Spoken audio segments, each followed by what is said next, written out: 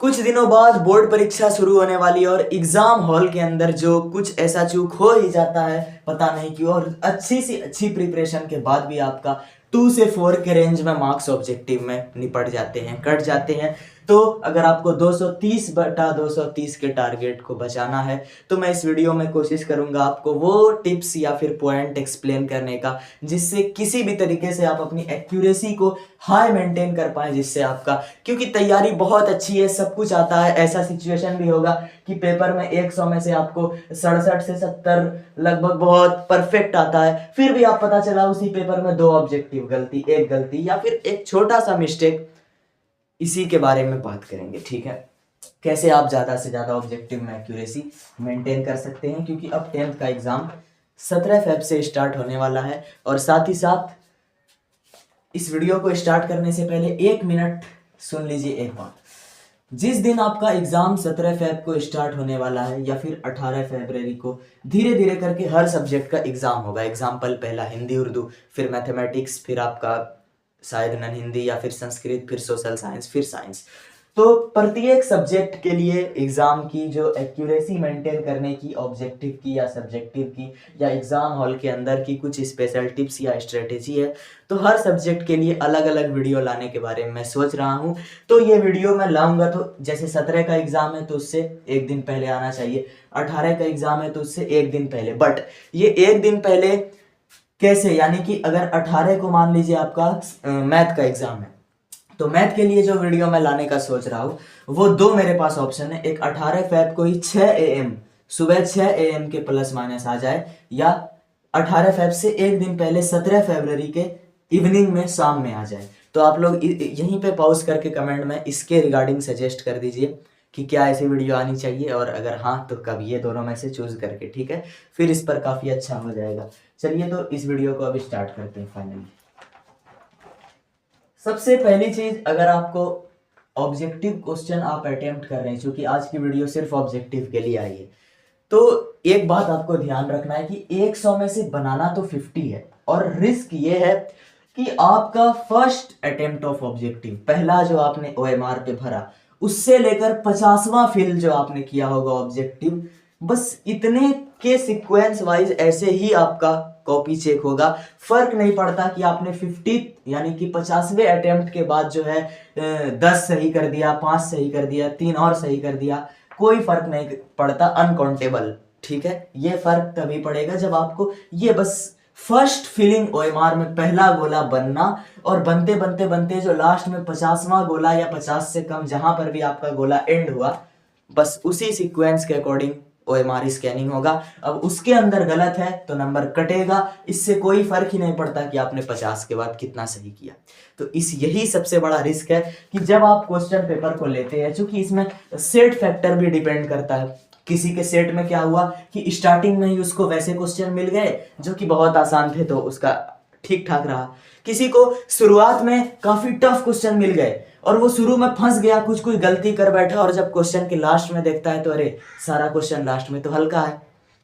तो आपको इस चीज का विशेष ध्यान रखना है कि पहला टिप्स ये है कि OMR पर गोला भरना ही नहीं है। अब अरे भाई, OMR पे नहीं भरेंगे तो कहाँ भरेंगे, मतलब भरना तो है, लेकिन जब आप ऑब्जेक्टिव सॉल्व कर रहे हो उस वक्त आपको बिल्कुल एक बिंदी टेक्निक लगाना है। अगर सेंट या फिर बोला जाता है, ऐसा कोई दिक्कत होता नहीं है रियलिटी में, ठीक है। मे भी अगर कोई सेंटर बहुत ज्यादा स्ट्रिक्ट है और वो क्वेश्चन पेपर पे टिक करने से रोकता है, तो ये बिंदी ट्रिक बहुत आसान है। आपका सामने क्वेश्चन लिखा है, ऑप्शन दिया है ABCD, भाई आप ब्लैक पेन का यूज करते हुए इस तरह से एक बिंदी मार देंगे। अगली बार आप खोलेंगे तो आपको पता चल जाएगा कि ये पॉइंट जहां पे है, ये ऑप्शन मैंने फाइनल किया था। तो सबसे पहले क्वेश्चन पेपर में आपको बिल्कुल इधर सब कुछ रीड करते हुए ओवरऑल ऊपर ऊपर रीड करना है, और पहला प्रहार उन क्वेश्चंस पर करना है जो कि बिल्कुल गारंटेड आपको पक्का पक्का याद है कि इसका आंसर यही होगा। सॉल्विंग वाले पे दिमाग ही नहीं लगाना है, पहला सॉल्विंग पर दिमाग नहीं लगाना। ऐसा क्वेश्चन जिसको आपको एग्जाम हॉल के अंदर सॉल्व करना होता है, या एग्जाम हॉल के अंदर ऑप्शन एलिमिनेट करके चूज करना होता है, या एग्जाम हॉल के अंदर अपने लॉजिक एंड कॉन्सेप्ट का यूज करके ऑप्शन सिलेक्ट करना होता है, ऐसे क्वेश्चन को हमें नहीं करना। ठीक है, हमारे पास 50 छोड़ने के ऑप्शन है, इस बात को मानिए। 100 में 50 छोड़ना भी है, तो आपको पहला वही क्वेश्चन जो कि आपको कंफर्म गारंटेड पता है कि हाँ इसका यही होने वाला है, पक्का पक्का इसका यही होने वाला है, उस राउंड पे करते हुए पहले आपने पूरे पेपर के वैसे क्वेश्चन अटेम्प्ट कर दिए। ठीक है, जब आप घूमते हुए चेक करेंगे तो अभी आपको दिखेगा कि 50 में से 17 या 22 या इस टाइप के क्वेश्चन ऐसे थे जो कि गारंटेड थे, तो मैंने कर दिया। बट अभी भी 25 से ज्यादा क्वेश्चन बचे हैं। तो अब आना है आपको अगले क्वेश्चन पर, जो कि है आपका स्ट्रॉन्ग। इसमें किस टाइप के हो सकते हैं? इसमें वैसा क्वेश्चन हो सकता है जिसमें आपको पक्की संभावना है कि नहीं और ऑप्शन तो हो, इसका तो ये ऑप्शन होने वाला है, मुझको इतना तो याद है कि इसका ये ऑप्शन ही हो सकता है। और इसमें कुछ ऐसे क्वेश्चन है जो कि मतलब थोड़ा सा आप अगर ब्रेन यूज करें तो इसका प्रयोग करके ये बता सकते हैं कि हाँ थोड़ा थोड़ा याद आ गया, इसका यही होगा। तो इसी राउंड को करते करते आपका चूंकि अगर मैं साइंस की बात करूं तो 40 तो ऐसे ही आ जाएगा इधर ही। ठीक है, फिर भी बहुत कुछ बचता है, थोड़ा बहुत दिमाग लगाएं, थोड़ा जोर दें, अब एग्जाम है तो थोड़ा सा फोकस करें और पता करें ढूंढने का उस 80 में से कोई तो ऐसा होगा जो कि अभी भी ऐसा हो जो कि मुझको कंफर्म याद है। तो बस जैसे ही आपका 50 या जैसे ही आपका 40 ऐसा क्वेश्चन बन जाता है जो कि आपको पता है कंफर्म टिक है, तभी अभी भी आपको ओएमआर पे सर्किल नहीं मारना, आपका क्वेश्चन में बन गया। उसके बाद अब बहुत ही स्मार्ट टेक्निक है जो कि है टिप्स नंबर 2। अगला इतना स्टेप आपने अगर कर लिया क्वेश्चन पेपर पे और ओएमआर का खेला, मान लीजिए यहाँ पर आपका एक क्वेश्चन नंबर 2 है, इसको आपने क्वेश्चन पे ऐसे बिंदी किया था। अब आपको बस वो क्वेश्चन खोलना है, क्वेश्चन रीड, ऑप्शन देखना है, सेटिस्फाइड हो जाना है कि ये जो मैंने बिंदी मारा है सच में ये सही ऑप्शन मारा है। पक्का होने के बाद आपको बिल्कुल एग्जैक्ट उसी को ओएमआर पर मारना है। गलती ऐसा ना हो कि वहां आपने सी सिलेक्ट किया और गलती से ओएमआर पे बी लग गया, तो ये बड़ा इशू हो जाएगा। और ओएमआर के एक बबल, ये वाला अगर बबल है तो वो दूसरे बबल से टच नहीं होना चाहिए। कभी कभी क्या होता है कि हम लोग इतना ज्यादा ऐसे ऐसे करने में हो सकता है आपका ऐसे हिल जाए या कुछ भी हो गया, बहुत हाई एक्यूरेसी मेंटेन करने के चक्कर में आपने क्या कर दिया, ऐसा किया कि कुछ कोई बाहर निकल गया। तो अब आपको लगने लगा कि ये थोड़ा सा जो बाहर निकल गया इससे मार्क्स कटेंगे क्या?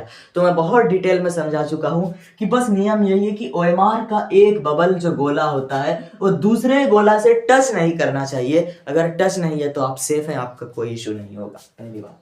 ठीक है, और इतना भी गोला को खाली नहीं छोड़ना है कि मशीन को समझ में ही नहीं आए कि यहाँ पर आपका फिल है या नहीं।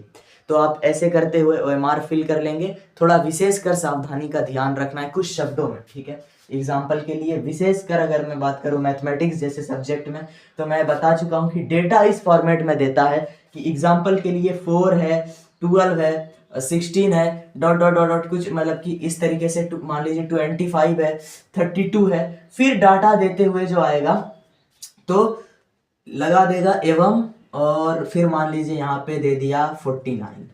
अब देखिए बहुत आप लोग स्पीड में डाटा पढ़ते हुए आएंगे और इतने से को सॉल्व कर देंगे, और ये एवं या फिर तथा या फिर और इन शब्द के बाद के जो डेटा लिखे हुए हैं उसको भूलने का बड़ा खतरा रहता है। तो बहुत ध्यान से आपको इसमें देखना है। और साइंस जैसे सब्जेक्ट की अगर बात करें तो है या नहीं में बहुत ध्यान से देखना है या नहीं। एग्जाम्पल के लिए पूछता है निम्नलिखित में से कौन एक प्रबल अम्ल नहीं है, और ऑप्शन में दे देता है HCl भी दे देगा, ये भी दे देगा, और कुछ एक प्रबल अम्ल जो कमजोर अम्ल है उसका भी नाम। अब स्पीड में पढ़ते हुए आएंगे निम्नलिखित में से कौन प्रबल अम्ल, बस ये है और नहीं का फर्क करना भूल जाएंगे। आपको दूर से देख के लगेगा कि ये तो है तो बस आके HCl पे टिक कर देंगे। ये हो गया एक मिस्टेक। तो बहुत ध्यान से कि क्वेश्चन नहीं है पूछ रहा है कि है पूछ रहा है, इस बात का जरूर से ध्यान रखना है।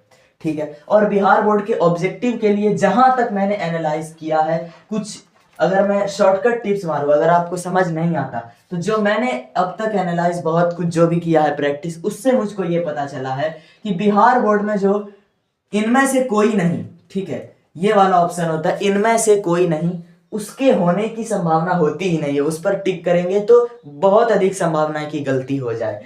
और बिहार बोर्ड में जो इनमें से सभी वाला ऑप्शन होता है, ऑल ऑफ दीज, इनमें से सभी, इसको आपको अगर कुछ भी समझ नहीं आ रहा है कि क्या सही होगा, तो इसके सही होने की संभावना बहुत अधिक है।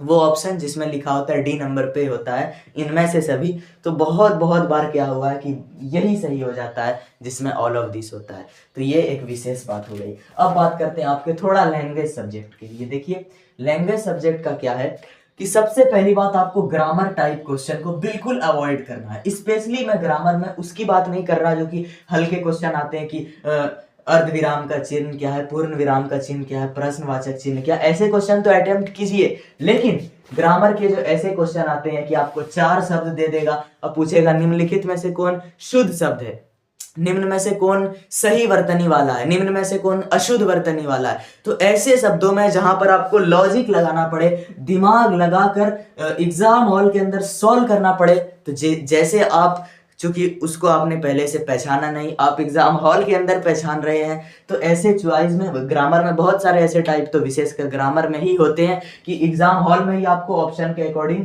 लॉजिक लगाते हुए चूज करना होता है कोई एक, तो ऐसे में रिस्क बहुत अधिक है कि वो गलत हो। ठीक है, तो लैंग्वेज सब्जेक्ट के लिए बुक, बस जो बुक के कॉन्सेप्ट से, जो स्टोरी से, जो क्वेश्चन है जिसको आप बहुत अच्छे से अभी याद कर ले और वैसे क्वेश्चन सिलेक्ट करें। अगर आप वैसे ही करेंगे तो 60 होता है ना, आपको एटलीस्ट उसमें से मान लीजिए 55 अगर आपका सही हो गया बुक से भी, तो 50 ही तो बनाना है। अरे उतना भी नहीं हुआ, 45 सही हो गया तो बस 5 बचा। आप ढूंढ ढूंढ के ग्रामर के 5 बहुत हल्के हल्के क्वेश्चन जिसमें ऐसे पूछ ले कि प्रश्नवाचक चिन्ह क्या है, पूर्ण विराम का चिन्ह क्या है, ऐसे क्वेश्चन आते हैं बिहार बोर्ड 10th में, और भी हल्के हल्के प्रश्न, उसको सिलेक्ट करें। आपको यह साबित नहीं करना है कि आप टॉपर हैं, आपको टॉपर साबित करने के लिए सब्जेक्टिव की कॉपी में कीजिए। ऑब्जेक्टिव में फर्क नहीं पड़ता आप कितने ज्यादा ब्रिलियंट हैं, आपको बस एक ही चीज रखना है कि मुझे सिर्फ और सिर्फ इजी क्वेश्चन एंड गारंटेड जो क्वेश्चन मुझको याद है बस उसी पर टिक करना है, चाहे मैं कितना भी ब्रिलियंट हूं। हाँ, ओवर स्पीडिंग और ओवर कॉन्फिडेंस से जरूर बचिए, बहुत बड़ा चूक इससे होता है। बाकी जो मैंने बोला था कि एग्जाम के बाद ही कंटेंट का लेवल बढ़ेगा 11th में, तो बहुत लोग को मिसअंडरस्टैंडिंग हुई, नेगेटिव कमेंट आए, क्या कर सकते हैं। लेकिन खैर जब आप लोग एग्जाम दे देंगे तो आपको सच में, या फिर जब आप 11th की तरफ मूव करेंगे, या फिर जब आप 10th का एग्जाम देंगे, कितना स्टेज है, एक स्टेज है 10th का एग्जाम दे लेने के बाद 10th के रिजल्ट आने के बीच बाद है 11th की स्टार्टिंग। तो जिसको समझ नहीं आ रहा है आई होप समझ आ जाएगा जब कंटेंट आएगा तो। और बाकी जो लोग का बोर्ड एग्जाम 2027 में क्लास 10th में है, तो आप लोग तो अभी अक्सर वीडियो 26 वाले देख रहे हैं, तो रेडी कर लीजिए सभी 27 के बच्चों को। इस बार 26 से बेहतर करने का प्रयास है स्टार्टिंग से ही। धन्यवाद।